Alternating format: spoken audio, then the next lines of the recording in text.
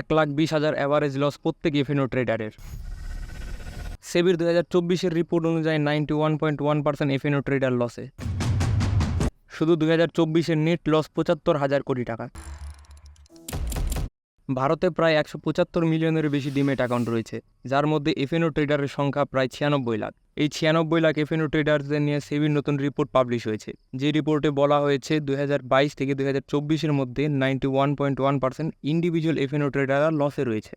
এই loss making ট্রেডারদের সংখ্যা প্রায় 1.1 কোটি এবং তাদের মোট লসের পরিমাণ 1.81 লক্ষ কোটি টাকা। শুধু 2024-এর কথা বললে প্রায় 73 লক্ষ ট্রেডাররা মোট 75,000 কোটি টাকা লস করেছে। অ্যাভারেজ লস 1,20,000 পার ট্রেডার। কেন এফএনও ট্রেডাররা লস করছে, তাদের লস করার কারণগুলি কী কী, সবকিছু স্টেপ বাই স্টেপ আলোচনা করবো এই ভিডিওতে।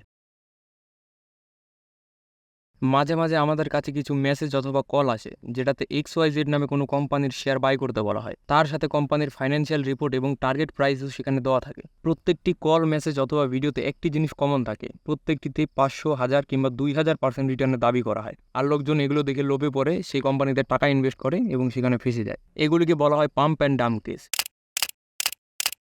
সাধারণত এই কেসগুলিতে সেই কোম্পানিও জড়িত থাকে যার শেয়ারে এই কেসগুলি ঘটে। প্রথমে কোম্পানি এবং স্ক্যামাররা বড় বড় কোয়ান্টিটিতে সেই কোম্পানির শেয়ারগুলি কিনে রাখে যে কোম্পানিতে এই পাম্প অ্যান্ড ডাম্প ঘটানো হবে।